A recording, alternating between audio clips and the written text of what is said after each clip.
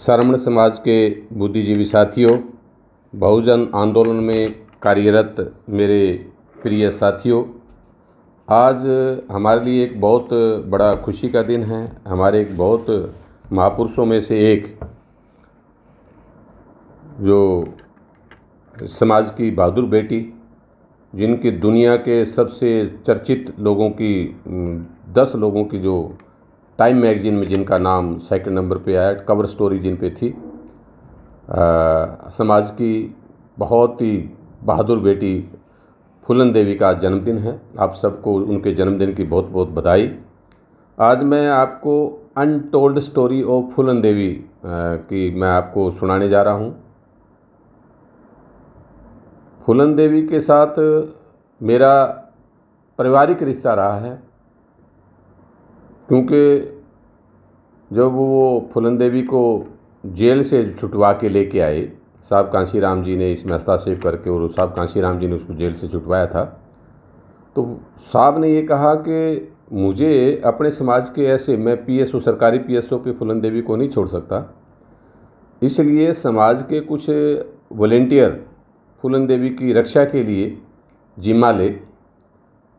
तो इस जिम्मेवारी के लिए जो है कुछ लोगों का नाम साहब कांशीराम जी के पास दिया गया।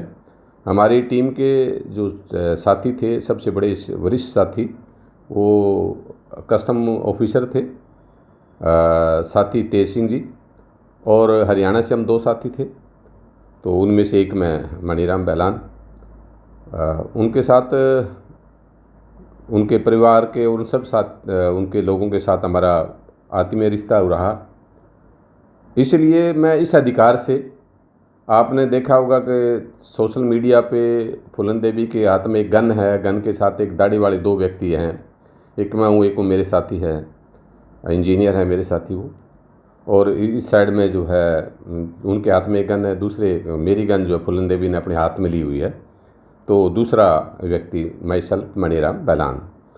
तो मैंने काफ़ी करीब से जब 19 फरवरी को जेल से छूट के आई, तब से लेके और जब तक उनकी नई व्यवस्था नहीं होगी, उमेद सिंह के साथ जब तक शादी हो कि व्यवस्था उनकी जब तक नहीं होगी तब तक हम उनके साथ रहे, ऐसी व्यवस्था के लिए साहब कांशीराम जी का एक आदेश था। तो इस स्टोरी को मैं आगे बाद में बताऊंगा। आज इस स्टोरी को शुरू कर रहा हूँ कि फूलन देवी का जन्म 10 अगस्त को हुआ 1963 में। जालौन ज़िला है, जालौन ज़िले के अंदर जो है गुढ़ा का पुरवा में मल्ला जाति, जो शेड्यूल्ड कास्ट जाति है, हमारे समाज की, बहुजन समाज की जाति है, उसमें उनका जन्म हुआ। जैसे आप सबको, हम सबको पता ही है कि हमारे 60, 65 और 70 के दशक में हमारे घरों के हालात क्या थी, और इस देश में मनुस्मृति संविधान लागू होने के बावजूद भी गांव में आज भी लागू है। जिन परिस्थितियों में फूलन देवी का लालन पालन हुआ, और फूलन देवी को एक साधारण मामूली सी एक लड़की थी, उसको रेबिलियन बना दिया। रेबिलियन किसने बनाया इस देश के अंदर? जन्म आधारित जो हमारे लोगों की मनुवादी संस्कृति, मनुवादी मानसिकता के जो लोग थे, उन लोगों ने इस बात के लिए प्रेरित किया। अभी छोटी बच्ची थी, 5-4 साल की, तब तक तो जैसे घरों में लालन पालन होता है। अभी 10-11 साल की जब वो हुई, तो 11 साल की उम्र में अभी बाल विवाह उस वक्त का काफ़ी प्रचलन था। ये बुंदेलखंड के इलाके में उनका गांव है, और बाल विवाह में 11 साल की उम्र में उनसे 30 वर्ष बड़ा जो उसका पति जो है, उसके साथ शादी कर दी। अब चलन था, अब किसको दोष दें किसको नहीं। अब जो उसका सिस्टम दूसरा क्या होता था कि बाल विवाह हो जाते थे, एक लड़की के साथ दूसरी का ऐसा भी हो जाता था। इस परिवार में ये 4 लोग थे, 6 हैं परिवार के लोग। इसमें फूलन के 2 भाई, 2 ये बहनें थी, बड़ी फूलन है और छोटी मुन्नी है। 6 लोगों का ये परिवार था। एक इनका चाचा था, चाचा का जो है इनके पास थोड़ी सी ज़मीन थी गांव में, पुरवा गांव में। वहीं उस ज़मीन पे इसके चाचा के नीयत ख़राब हो गई। चाचा के लड़के उम्र में बड़े थे, तेज़ तरार थे। ये अभी इनमें तो फुलन ही थोड़ी ठीक थी, समझती थी। तो 11 साल की उम्र में शादी कर दी। तो शादी करने के कारण वो जो मसूदी लाल जो है, पुत्तीलाल उसका नाम है, उसको या तो उस वक्त नहीं मिलती होगी लड़कियां, जैसे भी पोजीशन वहाँ की, क्योंकि ये मनुवादी सिस्टम का एक दंश है, ये दंश जिस टाइप का। और इस बच्ची को वो ससुराल ले गए। और ससुराल में मैं नहीं कहता रेप हुआ, कुकर्म हुआ। 11 साल की बच्ची के साथ उसके पति ने जो इनके साथ जो किया, जो सेक्सुअल रिलेशन कायम किए, वो पीड़ा एक बहुत बड़ी पीड़ा थी। छोटी बच्ची थी, इसको तो समझ ही नहीं थी। अभी इस बात के लिए तो शरीर इस बात के लिए तैयार ही नहीं था। एक छोटी बाल अवस्था तो थी। तो वहाँ से एक शुरुआत होती है फूलन देवी की जो पीड़ा की, दुख भरी कहानी की। बाकी तो माँ बाप के पास में कुछ भी हो, वो बच्ची सुरक्षित रहती है।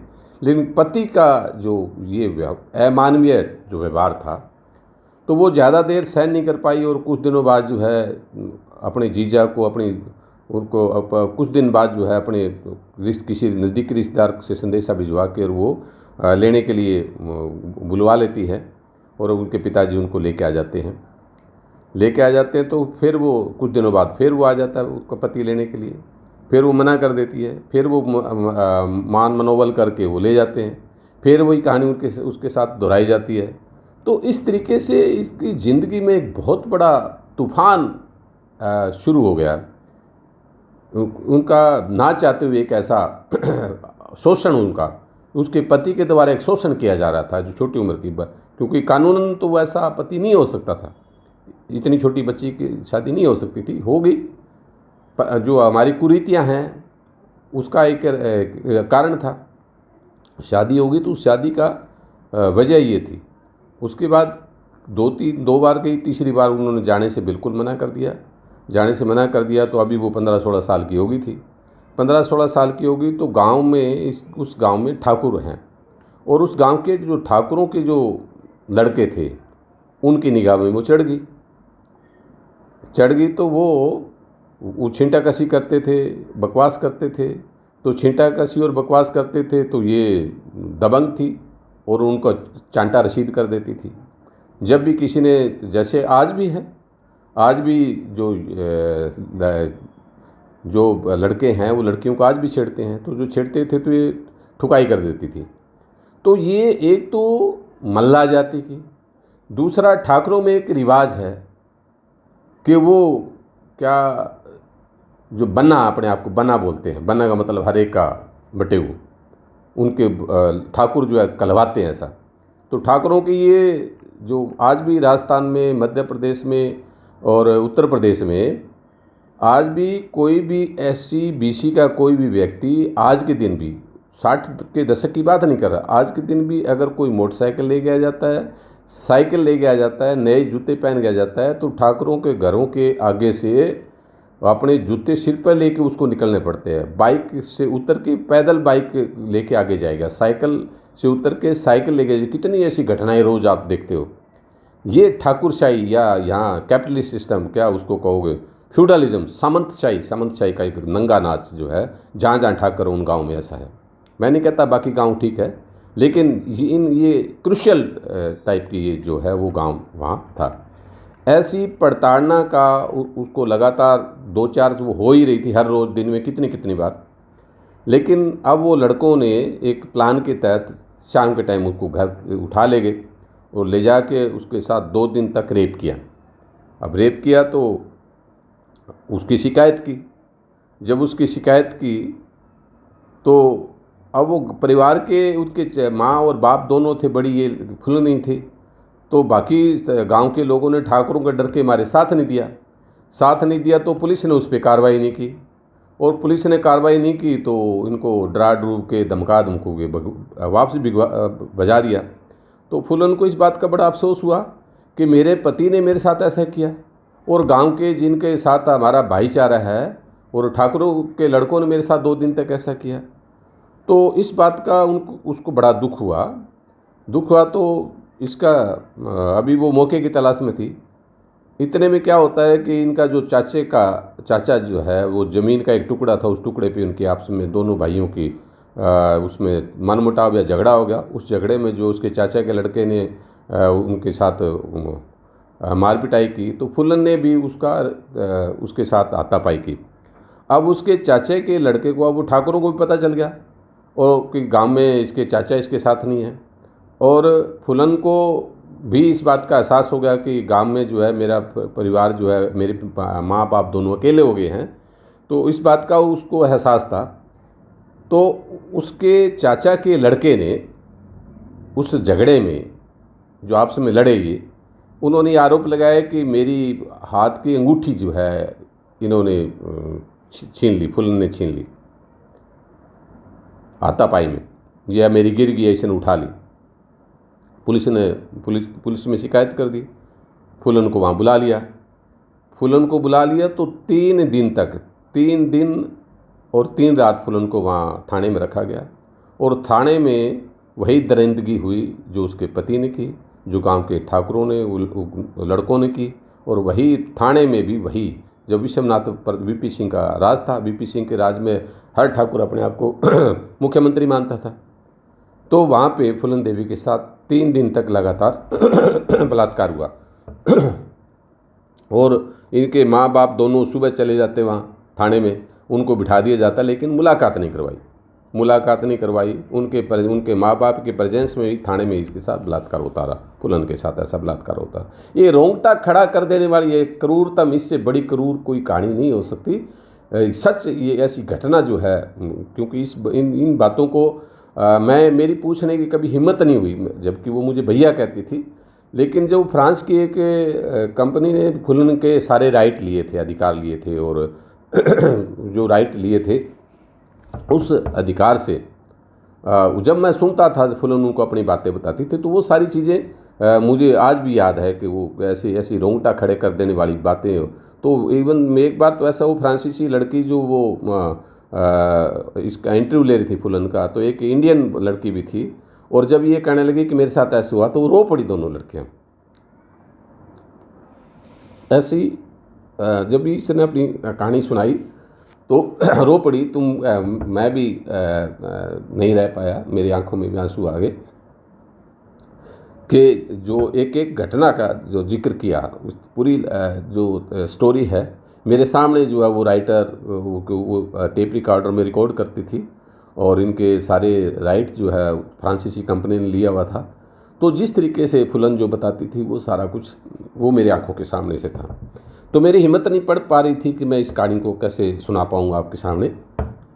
लेकिन मैं, जिस बेटी ने इसको भुगता, जिन जो कष्ट में से जो निकली, उसकी क्या हालत रही होगी जो आज हमारी हालत है। खैर, जो हालात थे ये कोई पहला और लास्ट नहीं है, पहला भी नहीं था और आखिरी भी नहीं है, क्योंकि हमारी बेटियों के साथ हमेशा ही ऐसा होता रहता है, और ऐसा फुलन के साथ जैसा हुआ वो बाकियों के साथ भी ऐसा होता रहता है। तो मुझे ऐसा लगता है कि ये अमानवीय तो था, ये अमानवीय जो घटना है हमारी बेटी के साथ फर्स्ट और लास्ट नहीं है। इस बात का बड़ा दुख हुआ। कुछ दिनों के बाद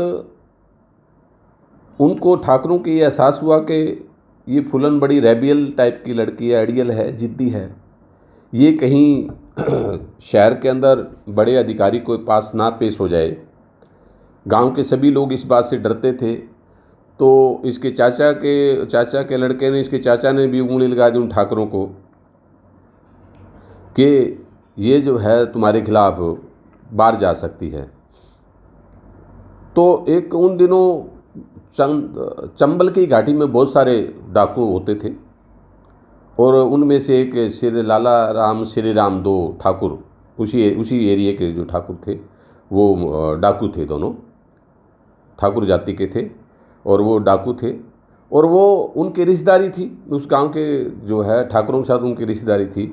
या रिश्तेदारी की वजह से उन्होंने ये कहा कि अभी चर्चा भी हो गई थी कि ये लड़की बड़ी वो है, तो काफ़ी बदनामी थी। और उसमें क्या हुआ कि एक गैंग था जिसमें बाबू गुजर और लाला राम श्री राम, तो हालांकि वो पहले जेल में थे, तो जेल से जो ही बाहर आए तो बाहर आते उनको बताया गया कि ऐसे ऐसे एक लड़की है और वो इतनी है, वही ठाकुरों के लड़कों के खिलाफ भी वो शिकायत दे सकती है। क्योंकि आज के दिन भी पंजाब हरियाणा, पंजाब राजस्थान और राजस्थान और मध्य प्रदेश और इधर आज भी उनके खिलाफ कोई बोलने की हिम्मत नहीं रखता।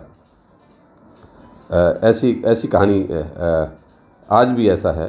तो आज से 60 के दशक में तो ये बहुत ज़्यादा बुरा हालत थे।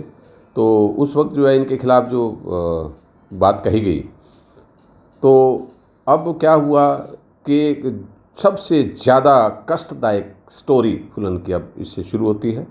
और ब्रेक के बाद मैं इस स्टोरी पे आपको दोबारा लेके जाऊंगा, और ब्रेक के बाद इस स्टोरी पे मैं आपको दोबारा से इस पे लेके जाऊंगा।